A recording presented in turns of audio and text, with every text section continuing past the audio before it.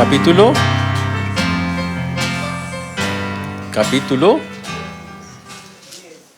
10, ¿seguro? Versículo. Capítulo 10, versículo. ¿Tan que miran los apuntes? Bueno, si toman apuntes, si no, no. 27, 25, 27 están ya agarrados por ahí. ¿Sobre cuál es? Muy bien. Lucas es un libro que nos está enseñando a confiar en el Señor, que nos enseña que Jesús es Dios, que nos enseña que detrás de que Dios tiene un plan perfecto con todas las cosas que hace. Lucas en eso es espectacular porque nos habla del plan perfecto del Señor para con nosotros. Nos habla que el Salvador, que Jesús vino a cumplir el plan perfecto de Dios y efectivamente lo llevó a cabo. Nos habla cómo estaba siendo profetizado desde el Antiguo Testamento que vendría antes que viniera el Mesías, un precursor, y ese precursor resultó ser Juan el Bautista. También Juan anunció a Jesús y dijo: este es el Cordero de Dios que quita el pecado del mundo. Una vez del cielo dijo: este es mi Hijo amado en quien tengo complacencia, y a partir de ahí el ministerio de Jesús comenzó. La Biblia también señala que cuando Jesús comenzó su ministerio tenía 30 años, recorrió todas las aldeas de la región, todos los lugares, predicó el evangelio del reino, pero se dio cuenta que la gente lo seguía por economía, porque el Señor les daba cosas. Hay personas que solo siguen a Dios porque Dios les da cosas, pero no le dan nada a Dios. Terrible.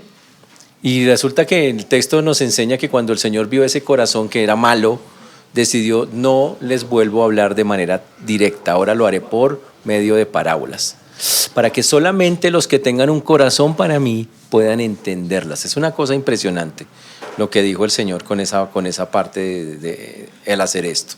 También dice que nombró a 12 personas, los cuales llamó apóstoles. Y con esos 12 apóstoles, el Señor fueron los más cercanos. Empezó también otra vez a recorrer las ciudades, a predicar por medio de parábolas, a hacer milagros, sanidades, hasta que un día pasó lo que Jesús quería que pasara. Jesús quería que ellos reconocieran que Él era el Mesías. Y efectivamente, el Señor le pregunta a Pedro o a los discípulos: ¿quién soy yo? Y él dice: tú eres el Cristo de Dios. O sea, lo reconocieron. A partir de ahí, entonces, lo que hemos visto a lo largo de estas semanas es cómo el Señor les dijo que callaran hasta que se cumpliera todo lo que estaba escrito, que esperaran literalmente hasta que se cumpliera todo lo que está escrito acerca de Él. Y Jesús siguió andando, encontró algo terrible, y fue que aún sus mismos discípulos, a pesar de que Pedro había reconocido esto, muchos todavía tenían incredulidad, y les dijo: generación perversa e incrédula, a todos. Porque a pesar de todos los milagros, sanidades, de tener el viento, las olas, las tempestades, dominar los espíritus, resucitar muertos, y todavía no le creían que Él era Dios. Y Él les dijo que era una generación de ese tipo. Después de la reprimenda, el Señor los mandó en grupos de 2 en 2, dice la Biblia.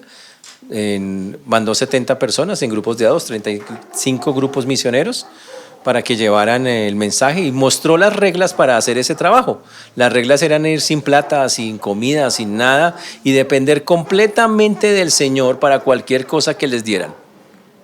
Y efectivamente así lo hicieron de una manera increíble, y llegaron gozosos. Cuando llegan gozosos, dice que estaban felices de supuestamente los superpoderes que tenían, de que los espíritus se sujetaban. Y el Señor le dice: no estén felices por eso, porque tienen un poder especial o un don especial de Dios. Estén felices porque sus nombres están escritos en los cielos. Pero después de eso Jesús se regocija, que fue lo que vimos la vez pasada, y es que Jesús se pone muy feliz. ¿Y qué fue lo que le hizo a Jesús tan feliz? Que Dios había revelado esas cosas no a los sabios y a los estudiosos, a los religiosos, se las reveló a los que tienen un corazón como un niño. Y dice que eso le alegraba, le movía el corazón al Señor de una manera muy, muy, muy bonita, y eso vimos la vez pasada.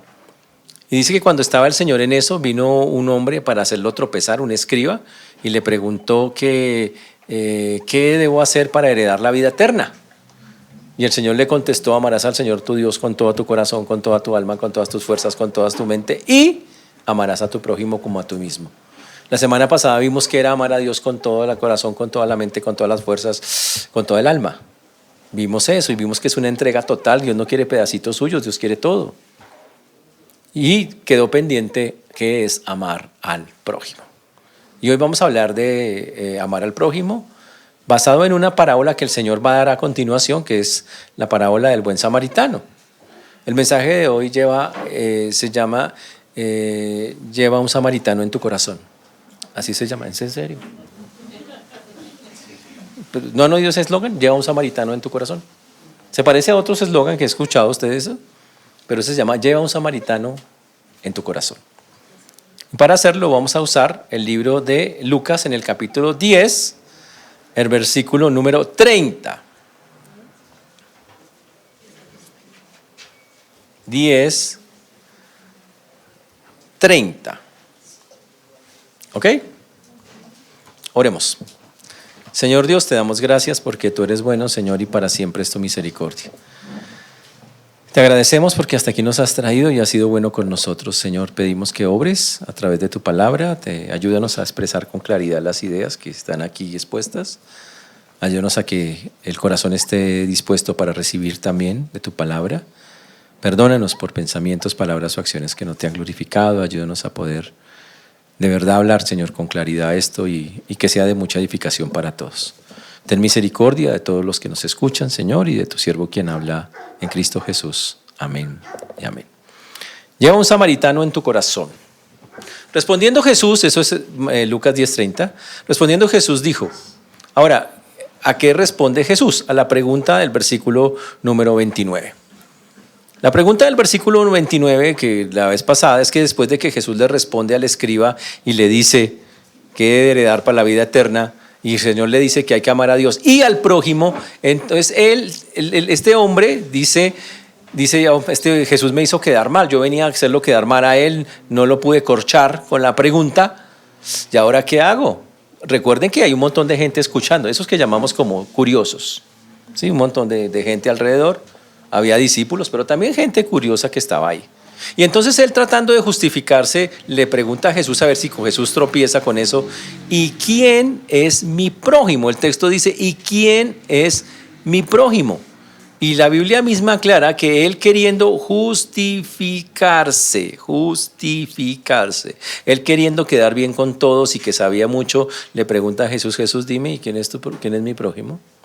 Porque tú dices que hay que amar al prójimo. Ahora dime quién es mi prójimo. Y desde que el tipo hace la pregunta, la embarró. Ya, perdió. ¿Se dicen en serio? ¿Ya el samaritano la embarró con la pregunta? Sí, ya la pregunta en sí, ya él perdió montones de cosas y vamos a explicar por qué. Él pregunta, ¿quién es mi prójimo? Significa que en la mente de ese hombre había un grupo de personas que podían ser su prójimo y había un grupo de personas que no podían ser su prójimo. Él estaba esperando, bueno, mi prójimo son mi familia, los que me han querido desde que soy chiquitico, los que me han acompañado en los momentos difíciles. Él quería escuchar que Jesús dijera una vaina así. Pero eso demuestra el corazón de ese escriba. Ese hombre tenía sección de personas. Él decía, ¿quién es mi prójimo? O sea, dime la pauta, ¿a cuál escojo? Porque no todos son, ¿cierto? No es posible que todos sean mi prójimo, ¿no? Debe haber gente que sí se lo merece y gente que no se lo merece. O sea que la pregunta en sí ya demuestra que el hombre, que el tipo ya estaba grave.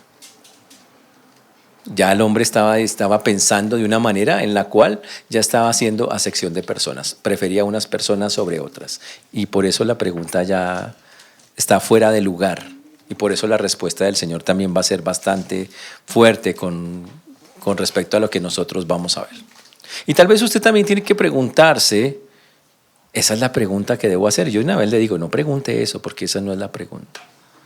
La pregunta que nosotros sabemos es, no podemos hacer lo mismo y decir, ¿quién es mi prójimo? No, eso no tiene nada. Dios no quiere que hagamos semejante cosa. Ahora, él lo hizo porque dentro de la cultura judía, ellos pensaban que los prójimos solamente podían ser mi familia, solamente podían ser judíos y obviamente podían ser cercanos. pero muy cercanito, o sea, mi familia y uno que otro por ahí, ese era mi prójimo. El resto no los consideraban más allá de eso. La palabra prójimo significa compatriota o los hijos de tu pueblo. Ellos lo llevaron a ese punto, llevaron a definir la palabra desde esa perspectiva y sacaron y obviamente no era lo que el Señor estaba diciendo. Pero todo eso es la muestra de alguien que tristemente estaba esperando que decir que solamente debía amar, porque el Señor dijo que tenía que amar, y él dijo, bueno, entonces me toca amar solo a un grupito específico de personas. Yo le pregunto, ¿usted ama a un grupo específico de personas o ama a todo el mundo? Dejémoslo ahí para comenzar. No nos metamos ahorita todavía más allá de eso. Entonces, cuando él le pregunta eso, Jesús le responde, en el versículo número 30. No le responde de una sí, no, le responde con una parábola. Le dice, un hombre descendía de Jerusalén a Jericó y cayó en manos de ladrones, los cuales le despojaron e hiriéndole se fueron, dejándole medio muerto. Dice que un hombre descendía de Jerusalén a Jericó. Ahora, descendía es una metáfora, ¿ok? Jerusalén está a 300 metros al nivel del mar. Jericó está a 900. Jericó es subiendo. Pero aquí dice que descendió porque en la mente de un judío, Jerusalén siempre está arriba. Usted nunca va a escuchar que si una persona sale de Jerusalén, sube para algún lado. No, él desciende siempre. ¿Ok? Así se vaya a subir al Monte Everest. Él dice, descendió al Monte Everest. Porque en la mente del judío, Jerusalén es la ciudad más alta de la tierra.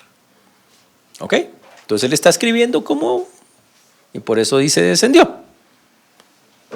En ese tiempo dice que descendía de Jerusalén y dice que un hombre descendía a Jerusalén, a Jericó, seguramente alguna fiesta, alguna de las cosas que estaban allí. Y cuando estaba allí lo atracaron. Uy. Usted dice, ¿y esa vaina por qué? Bueno, el lugar era un atracadero reconocido. Esa es la verdad. Se llamaba el Ascensus ad Dominem. ¿Viste cómo hablé en latín, no? Ascensus ad Dominem, así se llamaba el lugar. Lo que pasa es que para llegar de Jerusalén a Jericó toca pasar por unas montañas, un acantilado que tienes que pasar por entre dos montañas y solo hay un camino. Y resulta que ese camino, pues como tenía tantas montañitas donde esconderse, era el lugar preferido de muchos para saquear, robar, y se volvió famoso. Y la empezaron a llamar la subida roja, porque era un lugar donde morían muchas personas, porque precisamente los robaban, los golpeaban y los mataban. El Ascensus ad Dominem, que sí se llamaba, así lo llamó Jerónimo en su momento, a ese lugar. Ahora, este hombre cayó en manos de estos salteadores y de estos ladrones. Ese lugar que estaba allí quedaba más o menos a unos 24 kilómetros de distancia uno del otro, entre Jerusalén y Jericó, estaban allí en eso. Y entonces el hombre, cuando estaba allí, llegaron y lo triste de la historia es que, como dice el texto, cayó en manos que dice los cuales lo despojaron. Y fuera de eso hicieron lo que hacen hoy los ladrones aquí en Bogotá, no solo lo despojan, sino que le pegan.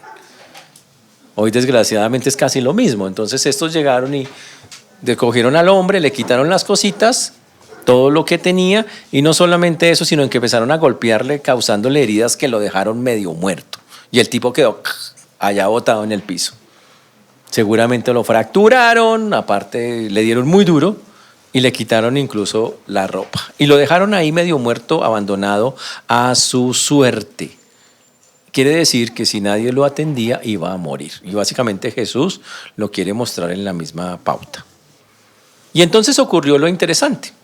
Aconteció que descendió un sacerdote por aquel camino y viéndole pasó de largo. Entonces el texto dice que en ese momento pasó un sacerdote de esos que trabajan en Jerusalén y pasó por aquel lado y pasó de largo. En hebreo dice que por casualidad, o sea, pura casualidad, iba pasando un sacerdote. Este sacerdote, este religioso, venía a cumplir un servicio al templo, a ministrar, a hacer su parte en el templo. Interesante que el tipo venía a hacer sacrificios en el templo, pero él no entendía que la Biblia dice que porque misericordia quiero y no sacrificio, por eso ni volteó a mirar al muchacho. Y aunque todo el tiempo estaba supuestamente hablando de Dios y que Dios y la misericordia de Dios, él no era capaz de practicarla. Y pasó derecho. Ahora, ¿por qué pasó derecho? Porque como lo vio medio muerto, él sabía que si el tipo estaba muerto quedaba contaminado automáticamente y que su servicio en el templo no podía estar. Entonces él, claro, dice, no, este está muerto, yo que me voy a contar, no puedo ni tocarlo. Si lo toco, yo quedo contaminado, yo no puedo seguir con el templo.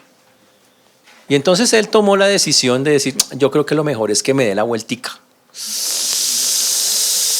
Y literalmente se dio la vueltica, le dio un rodeo. Pasó de largo como si no viera nada. Pero Dios lo vio, por eso tenemos la historia acá. Mostrando la perversidad que había en su corazón. Mostrando que no tenía ningún amor por esa persona que estaba botada en el piso, lo cual es, wow, increíble. Y hasta ahí uno dice, oiga, terrible. Pero después pasó otro que se llamaba el levita. Está en el versículo 32. Asimismo, un levita, llegando cerca de aquel lugar y viéndole, pasó de largo. Un levita y un sacerdote son diferentes. Un levita es el nombre de alguien que sale de la tribu de Leví. Es que Leví es el tercer hijo de Jacob.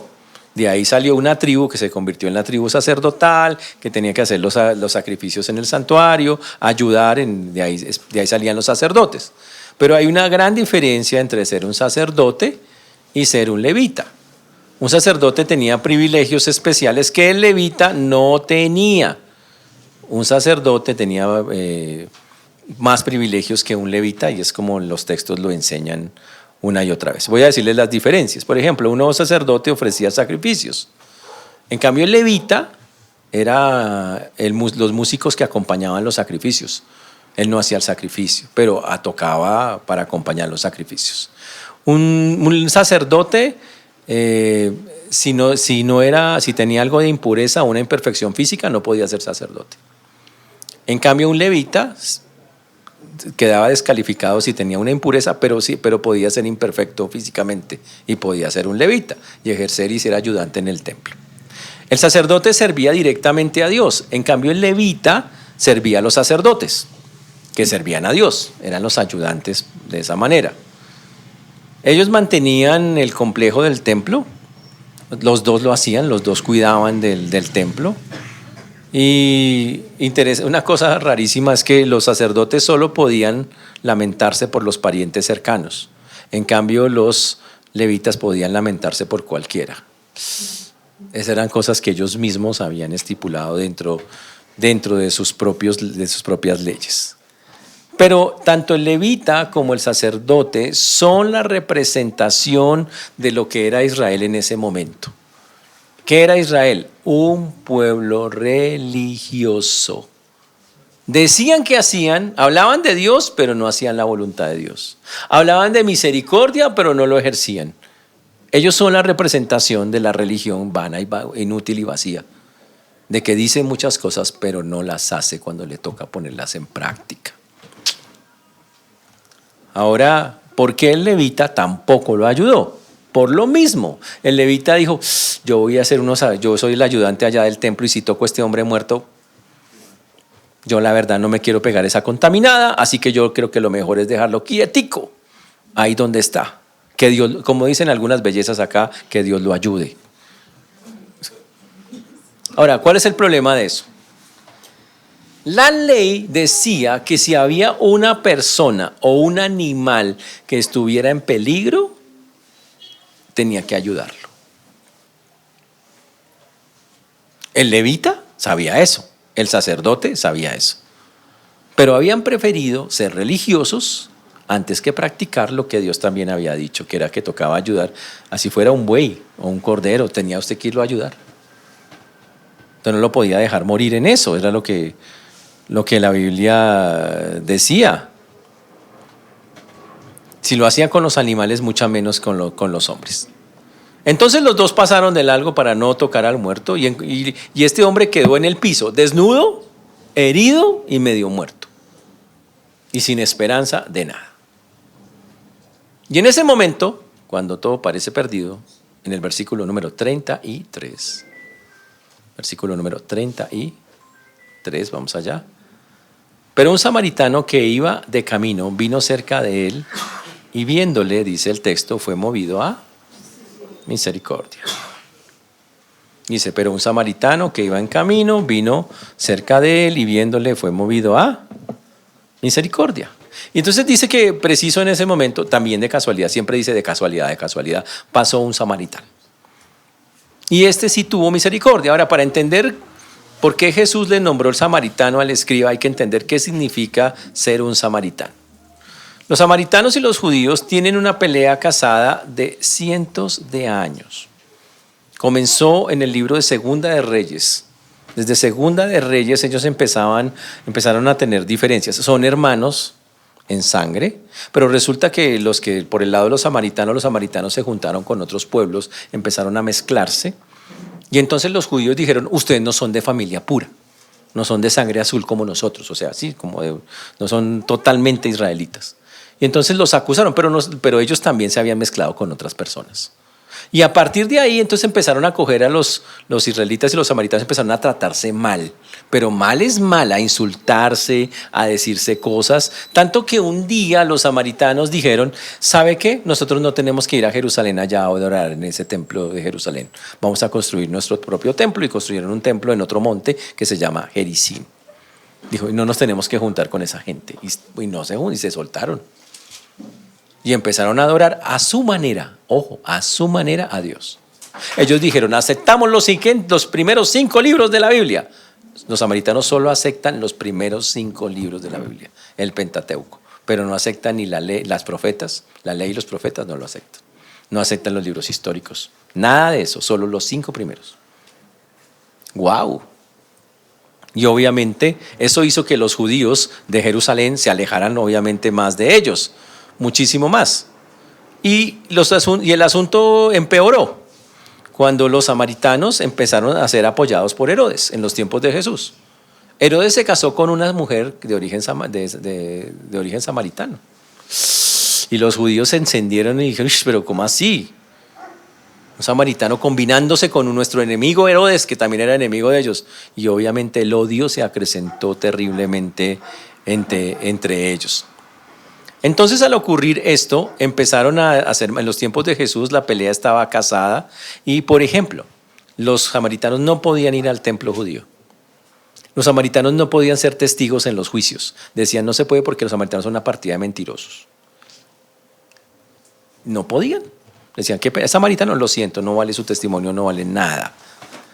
Había dichos, inventaron dichos como este: quien come pan de los samaritanos es como quien come carne de cerdo, que los judíos no comen cerdo. Digo, ese es un pagano.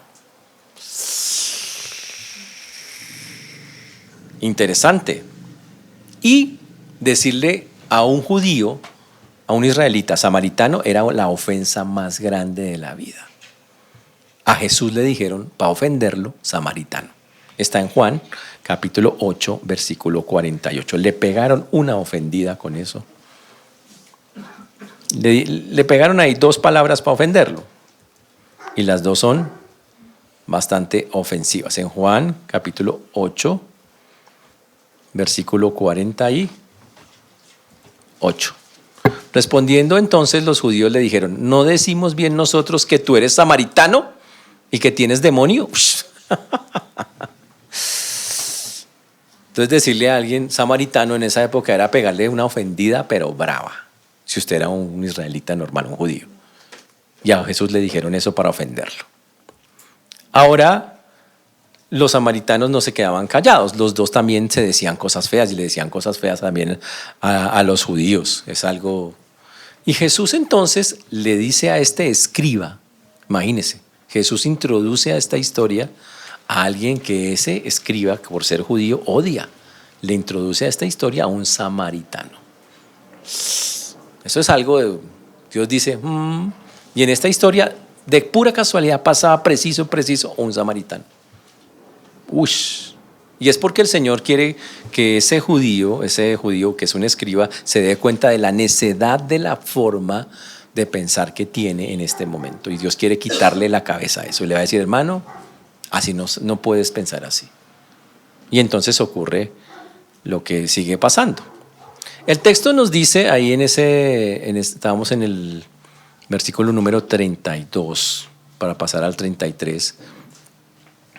En el 33, perdón. Estamos en el 33, que vino cerca de él, viéndolo, y dice el texto que el samaritano que iba de camino vino cerca de él, lo vio ahí botado, y la palabra clave es, fue movido a misericordia. Uy, este hombre caminaba por ese camino, vino, lo vio ahí botado y dijo, no, o sea, dice que el corazón se le movió, el texto dice que se le movieron las entrañas.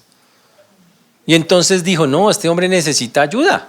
Lo vio mal herido en el piso, ¿ok? Y entonces tuvo compasión de él. Y uno dice, wow, un samaritano que odia a los judíos, porque los judíos odian a los samaritanos, entonces es el único que le para bolas al que está botado en el piso. Y entonces miramos que él no le preguntó, ¿usted es judío? ¿Para ayudarlo? ¿Sí o no? ¿Es judío? Para saber si lo ayudo o no. No le preguntó eso. Él dijo, usted está mal, usted necesita ayuda. Y entonces el corazón se le conmovió, y entonces en el amor, porque vamos a hablar del amor ahorita, lo amó no por lo que esa persona era, sino por la situación en la que se encontraba. Y ese samaritano era el menos indicado, ese judío lo que menos hubiera querido en la vida que lo tocara y lo levantara para ayudarlo era ese. Pero ese fue el que Dios puso. Y entonces al ver a aquel hombre de Dios le dio lástima, se le conmovieron las entrañas, no le hizo ninguna pregunta, sino que simplemente dijo, este hombre necesita ayuda, y quejó y ¡pum!, lo levantó. Y empezó a ayudarlo. ¿Cómo lo ayudó?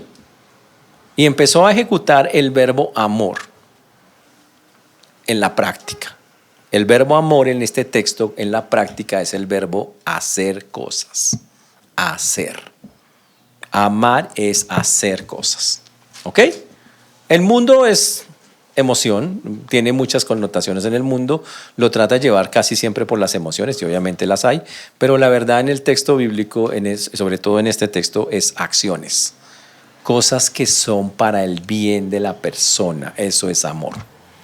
Y entonces este hombre en su amor, en su misericordia, llega y dice, versículo número 34.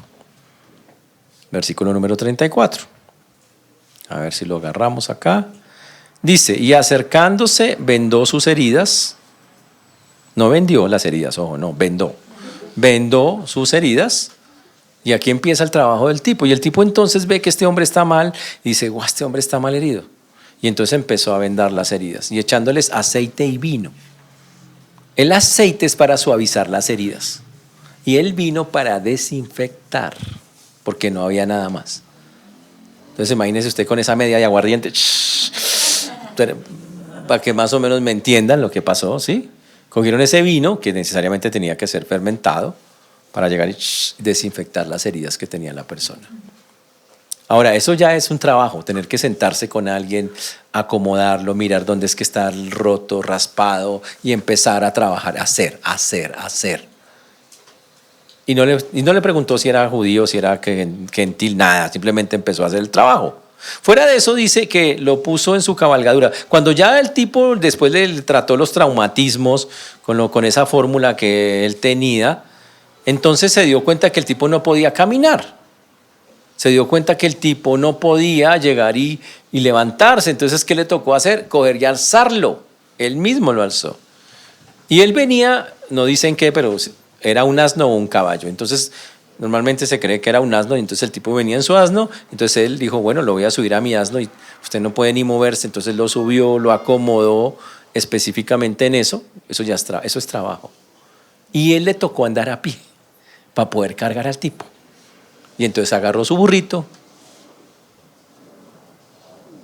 sabanero, no, agarró su burrito, ya que se acerca Navidad, ¿no? Llegó y agarró su burrito y empezó a andar con él.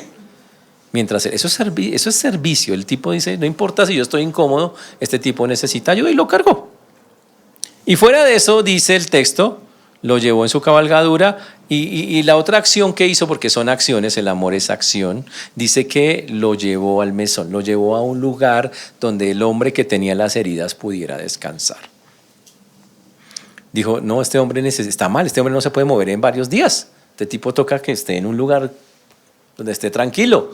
Y consiguió un mesón que básicamente sería como un hotel de la época, de paso, donde él podía descansar, porque el tipo no podía, necesitaba varios días para reponerse. Pero el texto no termina ahí, dice ahí encima de todo que lo lleva, la cuarta cosa que hace mostrando su amor es que cuidó de él. Y él dice, ¿sabe qué? No lo puedo dejar solo. Yo no puedo dejarlo solo a este man. No lo puedo dejar botado. Y entonces él llega y dice, ¿sabe qué? Lo va a cuidar esta noche. Y entonces él llega allá y ¡pum! Y se queda y lo cuida esa noche. Se sienta, imagínese a cuidar a alguien que ni conoce. Y lo cuidó, y significa que estuvo pendiente. Necesita algo, un vaso, un poquito de agua, un poquito de... ¿Qué necesita, hermano? Y era un samaritano. Increíble eso. Otro día, al partir, no sabemos cuántos días se quedó. Por eso no dice al otro día, dice otro día. Pueden ser varios. Se quedó unos cuantos días y dice que entonces el samaritano dijo que tenía que moverse. Y dice, otro día al partir, para seguir el trabajo, el amor es hacer, otro día al partir sacó 2 denarios y los dio al mesonero. Y dice, otro día al partir cogió y sacó 2 denarios. 2 denarios son 3 semanas de trabajo.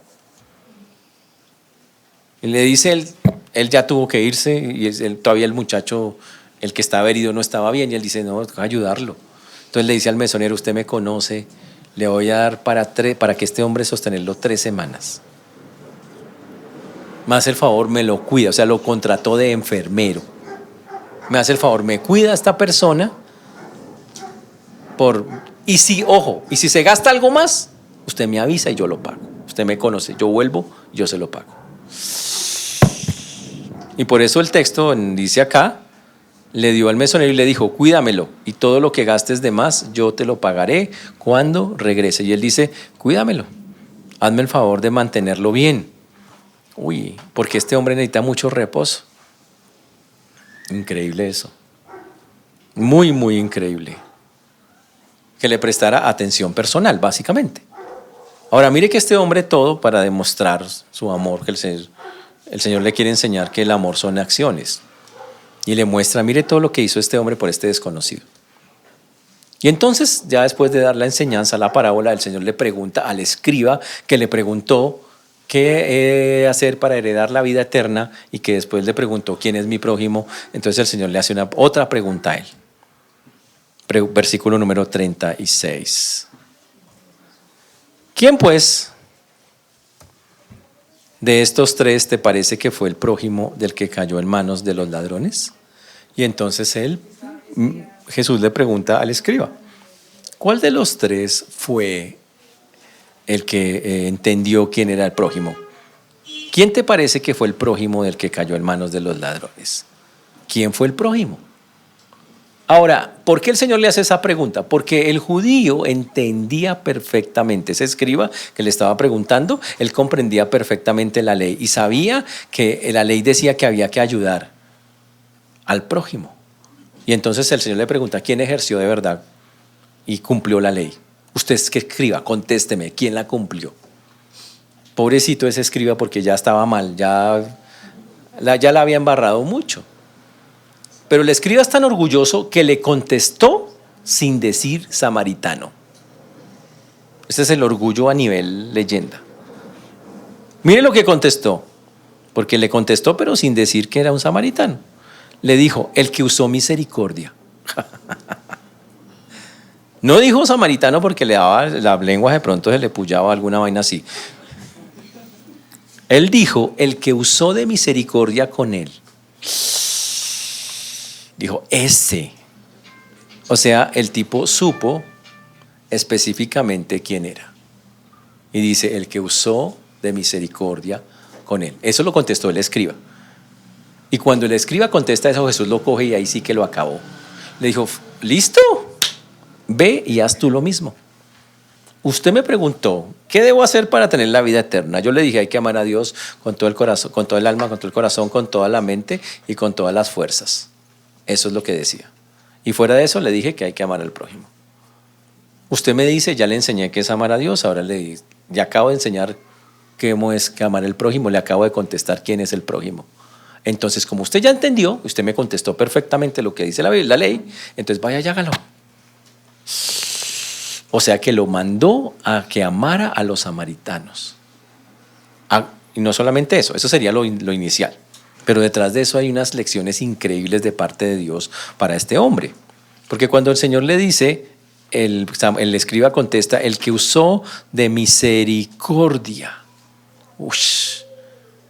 El samaritano pensaba, mi prójimo es apenas el que sea judío también, el que siga mis tradiciones, el que siga mis enseñanzas, pero ahora le tocó contestar que ese que no hacía nada de eso, también era su prójimo. En pocas palabras, el Señor le enseñó a ese líder religioso, escriba, usted ha quebrantado la ley todos estos años, todos, porque hasta ahora está entendiendo que su prójimo no es los de su propia nación, que su prójimo es cualquiera que necesite ayuda. Ese es el prójimo, cualquiera que necesite ayuda, sin importar si es judío, gentil, samaritano, no importa, eso es. Porque el cumplimiento de la ley, dice, el cumplimiento de la ley es el amor es el cumplimiento de la ley. Cuando se actúa en amor, conforme pensando en el otro, se está cumpliendo la ley de Dios. ¡Guau! Pobrecito, es muy duro para ese hombre todo lo que el Señor le está diciendo. Ahora, ¿qué pasó cuando el Señor le dijo esto al escriba? ¿El escriba se arrepintió? No sabemos. ¿O endureció más su corazón? No tenemos ni idea. La Biblia no narra qué pasó con el tipo. No tenemos ni idea. Pero fue muy duro lo que tuvo que haber vivido porque había un montón de gente escuchando. Venía a hacer tropezar a Jesús y Jesús le dijo, corrige lo que estás pensando. Está mal la forma en que miras a las personas, haces acepción de personas. Terrible. Pero ahora miremos las enseñanzas, que por lo menos hay 5 enseñanzas en este texto súper claras para todos nosotros. 5. Mínimo tenemos 5 enseñanzas que están en este texto. La primera tiene que ver con la vida eterna. Es que el pobrecito, el escriba la embarró desde el comienzo. ¿Sabe cómo fue la primera pregunta que él hizo? ¿Qué debo hacer para heredar la vida eterna? La respuesta desde la Biblia es una mala pregunta, porque uno no hereda la vida eterna, uno se la regalan. ¿Qué tiene que? Él dijo, ¿qué tengo que hacer? ¿Qué acto? ¿Qué cosa tengo que hacer yo para que Dios me dé la vida eterna? La salvación, ¿por qué lado es? Por gracia. Yo no tengo que hacer nada. La palabra misma decía, ¿yo qué tengo que hacer para recibir una herencia? Dígame usted qué hace para recibir una herencia. Nada. Que esperarse que la persona rápidamente abandone el planeta. Y entonces, sin usted hacer nada, le llega la herencia, ¿no? Entonces, desde el comienzo le escriba sus preguntas graves. Él pensó, y eso demuestra cómo pensaban ellos, que la vida eterna se obtenía haciendo ciertos méritos o ciertas cosas para que se la dieran. Y Jesús le dice, nada que ver. Tienes una concepción errónea de la vida eterna. La vida eterna no es por algo que tú hagas. No tiene que ver con eso. Juan capítulo 6, versículo 47. Juan 6, 47 lo dice. De cierto os digo, el que cree en mí tiene vida. La vida eterna es por creer en Cristo. Usted no tiene que hacer nada. Usted cree en el Señor y le llega el regalo de la vida eterna. Pero el tipo pensaba, ya, ¿qué me tocará hacer? Y estaba esperando que Jesús le contestara quién sabe cuántas cosas, y el Señor le responde absolutamente ninguna de esas. Ninguna. Wow. O sea, por ese lado el hombre ya estaba mal. La segunda cosa que aprendemos es lo que significa amar a Dios. Y la parte grave de la historia de amar a Dios es que Dios pega el amarlo a Él con amar al prójimo, o sea, a las personas. Porque lo que Dios enseña en este texto es que mi prójimo es aquel que necesita ayuda. Cualquiera. Quien sea, donde se me atraviese, en cualquier circunstancia que pase. Ese es mi prójimo. Pero el Señor hace algo terrible. Dice que el mandato de amar al prójimo está vinculado con el mandato al amor a Dios. Usted dice que ama a Dios, tendrá que amar al prójimo. Si usted dice que ama a Dios y no ama al prójimo, usted no ama a Dios. Imagínese eso. Ahora vamos a poner este ejercicio más cruel. Piensen en estos samaritanos que tienen ustedes por ahí.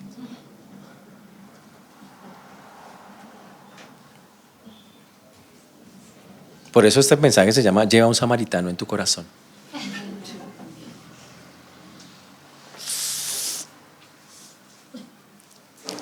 Ahora aplíquele eso. Dice, ¿usted ama a Dios? Sí, pues ame a su samaritano. Ámelo. Te dice, uy, pero pastor, usted es lo que me está pidiendo. Usted conociera esa pinta. No necesito conocerla. Lo que pasa es que esa pinta tiene muchas necesidades. Y el Señor dice que seguro necesita ayuda. La primera ayuda es que conozca a Dios. Aparte de seguro otras que tiene en su vida. Y Dios dice, hágame el favor y demuestra que usted me ama a mí, amándolo a Él. Literalmente es eso. Demuéstreme que usted me ama a mí, amando a ese samaritano. Duro, durísimo eso. ¿Y por qué? Pues porque la pregunta está mal. Porque cuando Él dijo, ¿quién es mi prójimo?, Él dio a entender que podía ser unas personas sí y otras no. Y Jesús le dice, no es eso. Prójimo es cualquiera que necesite de ayuda. Me caiga bien, me caiga mal, simplemente está en una necesidad espiritual o incluso física, como en este caso. ¿Cómo te ayudo? Y no dice, y no dio ojo. Cuando el samaritano se acercó, no le hizo preguntas. El samaritano no dijo, bueno, y si le ayudo, ¿cómo voy ahí? Si le echo una manito, ¿usted qué? ¿Cómo me responde a mí? Sin esperar nada a cambio. ¿Está claro cómo funciona eso? Increíble. Y tal vez usted pregunta, ¿y por qué debería de parecerme al samaritano usted? Usted y yo, ¿por qué tenemos que parecernos al samaritano? Porque somos creyentes, porque decimos que amamos a Dios, ¿no? Y si amamos a Dios, vamos a tener que amar al prójimo. Y significa cualquiera que Dios nos ponga por delante. Y el samaritano podía haber dicho, yo mejor lo dejo quieto, ¿qué tal allá los ladrones estén todavía por ahí? Yo mejor me cuido, mejor no me meto. Él dijo, había que ayudarlo y lo ayudé, listo. Ahora, ¿por qué lo ayudó el samaritano? ¿Sacó alguna tajada de eso? No. El samaritano, aunque ojo, solo creía los primeros 5 libros de la Biblia, tenía claro que en los primeros 5 de la Biblia dice que hay que ayudar al prójimo, era un mandato de Dios. Y dijo, no, yo tengo que obedecer a Dios. Y lo obedeció. Eso es lo que está diciendo el texto. Increíble eso. Por eso, como este hombre comenzó con preguntas equivocadas, le fue tan mal con Jesús. Porque pensó que la vida eterna era como comprando cosas y haciendo cosas para ganársela, lo cual está mal. Y pensó que el prójimo era los amigos o los que me caen bien. Y el Señor le dijo, no, todo el que necesita ayuda. La otra lección está con amar al prójimo. Esta lección que está acá, el Señor no está dando una lección de compasión. Este no es el modelo de compasión para que todo el mundo diga, ay, tan bonito ese modelo de compasión. No. Señores, si usted ya decidió de antemano, o si usted ya decidió de antemano que algunas personas sí le caen bien y otras mal, entonces usted ya decidió quién es su prójimo. Y está mal, está pecando. Por ahí no es. Todos estos que están en esta parábola iban por una carretera peligrosa, que tiene ese nombre todo raro. Todos, los buenos y los malos. Todos vamos en el mismo camino. Pero la Biblia dice que con cualquier que nos tropecemos y que necesite la ayuda, hágame el favor y lo ayuda. Uno no puede decir de antemano quién es el prójimo. Uno no puede hacer eso porque al hacerlo ya saqué personas ya hice a sección de personas. Yo no puedo decir eso. Por eso mi prójimo es aquel que necesite la ayuda. Él es mi prójimo y yo soy el suyo. Él es mi prójimo y yo soy el suyo, soy su prójimo. Ese es el punto. Diciendo, tenemos que ayudar a todos. Ahora vamos a ponerlo más grave. Usted es el que está botado en el piso. Lo cogen ahí, le pegan su atracada, no sé, aquí subiendo. No. Y usted lo cogen, lo dejan botado en una cuneta ahí, todo botado, herido, mal herido. ¿Quién le gustaría que fuera su prójimo? Usted botado en el piso. ¿Va a escoger quién es su prójimo? No. Usted dice, el primero que pase, venga. Y eso es a lo que se refiere el Señor. El prójimo es el que esté disponible para eso. El que esté disponible. Y eso es lo que el Señor nos muestra en este punto. Ahora, el que está botado en el piso era un judío. Él no tuvo alternativa, él tuvo que aceptar. Él es mi prójimo, me está ofreciendo ayuda. Gracias a Dios porque fue el que mandaste. Él está cumpliendo la ley. Pero hay gente tan orgullosa que dice, déjeme morir. Prefiero que me morirme antes que usted me ayude en algo. Es que prefiero...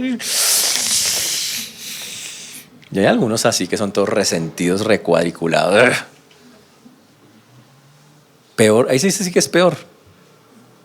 Primero porque no ama al prójimo, porque no se deja ayudar. El hecho de que no se deja ayudar, no ama al prójimo. No deja que el prójimo lo ayude, no ama al prójimo. Y fuera de eso, prefiere morirse en serio antes que recibir la ayuda de quien sea. Qué orgullo tan subido. Tremendo, ¿no? Por eso, señores, el prójimo es cualquiera que necesite ayuda y cualquiera que me la ofrezca. Así de sencillo. Pero resulta que esta parábola no se llama la parábola del samaritano, se llama la parábola del buen samaritano. Interesante, ¿no? No se llama solo la del samaritano, sino la del buen samaritano. Porque a medida que el tipo va avanzando en la historia, el samaritano se convierte en un buen samaritano, porque la idea que tenían ellos, por eso le pusieron ese título, es que un samaritano era lo peor, era una porquería, pero este es totalmente diferente, es un buen. Por eso se llama la parábola del buen samaritano. Y que se detuvo simplemente porque amó a su prójimo. No le importó pagar el precio, dijo, no importa, aquí pueden pasar muchas cosas, pero la persona que te ayuda lo va a ayudar. Arriesgó su vida por un desconocido para cumplir el mandato de Dios. Y la última cosa que podemos ver es que hay que cambiar la cara del enemigo. Por eso le decía que pensara en el samaritano que usted dice, el samaritano que tienes cerca de ti. Y por eso iniciamos la campaña Lleva un samaritano en tu corazón. Piensa en ese samaritano. Tal vez usted vive con él. Claro, puede pasar. La pregunta es, Dios, ¿qué está pensando de que usted lo mire así? Si fue un ser creado a imagen y semejanza de Dios igual que usted. Si usted sustituye al samaritano por alguien que a usted le caiga mal, ahí está la misma historia. ¿Qué va a hacer ahora que la conoce? Si usted le pone la cara de alguien que le molesta, ahí tiene su samaritano. ¿Qué va a hacer con él? A ver, después de esta historia. Que venga Jesús y le diga, ¿qué vas a hacer con tu samaritano? ¿Usted qué le contesta? Y usted conoce la Biblia, porque es igual que le escriba, usted conoce la Biblia. ¿Qué le va a contestar a Jesús? Señor, pues amarlo. ¿Tiene otra respuesta? No hay más respuestas. No tengo más respuestas, no hay más. Eso es lo que dice la Biblia. Entonces, cuando los samaritanos ayudan a los judíos y los judíos abandonan sus prejuicios y aceptan a sus enemigos, entonces estamos viendo a Dios actuando. Ahí está la mano de Dios en todo eso.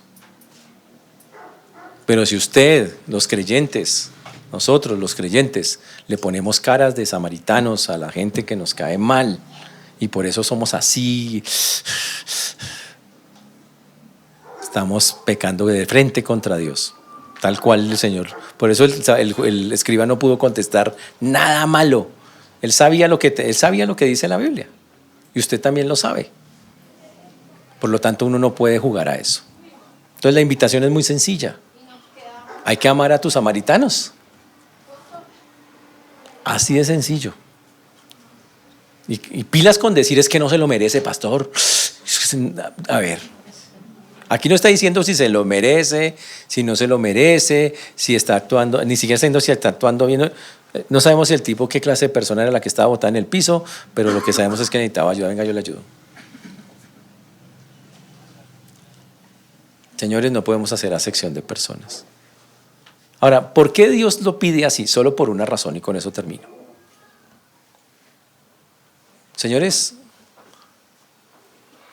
nosotros somos los que estábamos botados en el camino antes de conocer al Señor.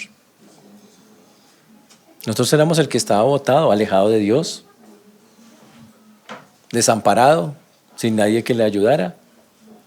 Y en su infinita misericordia a Dios se le movieron las entrañas y vino y se acercó a nosotros y nos buscó y nos insistió y hasta incluso no queríamos ayuda, pero al final nos convenció y aceptamos la ayuda de Él y gracias a eso salimos adelante. Él es el samaritano también en la historia, Dios mismo. Y Él nos dio su amor y todos los días lo hace. Y Él me dijo, mire, nos llevó a su casa porque es como el mesón. Y le dijo al mesonero que es Dios, cuídamelo. Pero no le dio 2 denarios, le dijo, cuídamelo toda la vida hasta que yo viva con Él para siempre. Esa es la historia de nosotros. Y Dios dice, si yo he hecho eso por ustedes, si yo por ustedes lo hago todos los días, sea como ustedes se comporten, yo todos los días por la mañana lo miro a usted y lo levanto y le digo, levántate. Y le doy su desayuno, y le doy su almuerzo, y le doy su comida, y le doy sus cosas, y lo hago por usted, porque usted no lo hace, no lo puede hacer en la vida práctica con otros. Ahora, al salir de acá, viene la práctica. Y la práctica es que hay un montón de gente tal vez que usted dice, es que me cuesta. Seguro que las hay. Pero la Biblia ya nos enseña, esa manera de verlos ya no se puede. No puedo siquiera pensarlo. Es que el problema es que por eso Jesús lo atacó tanto, porque el tipo ya con la pregunta estaba pensando en hacer acepciones. Entonces dice, no puede ni siquiera considerar la idea de, esto es por aquí, no puedo ni siquiera hacer eso. Tengo que aprender a decir, Señor, yo quiero agradarte. Y si se presenta una circunstancia donde yo puedo ayudar, voy a estar ahí.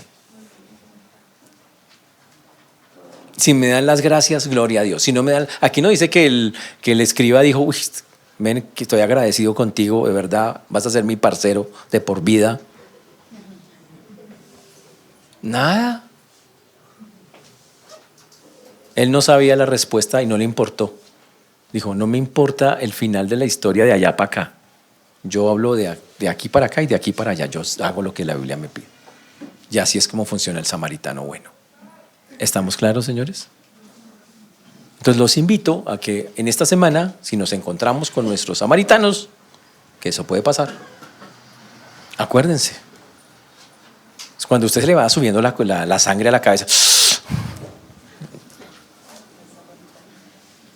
No puedo. Por alguna buena razón Dios se lo puso en el camino. Créame, eso no es casualidad. Capaz que esta semana se lo encuentran. Y lo van a tener ahí. Y yo le voy a decir, bueno, ¿aprendió? ¿Qué va a hacer? Y ahí estará la prueba para nosotros.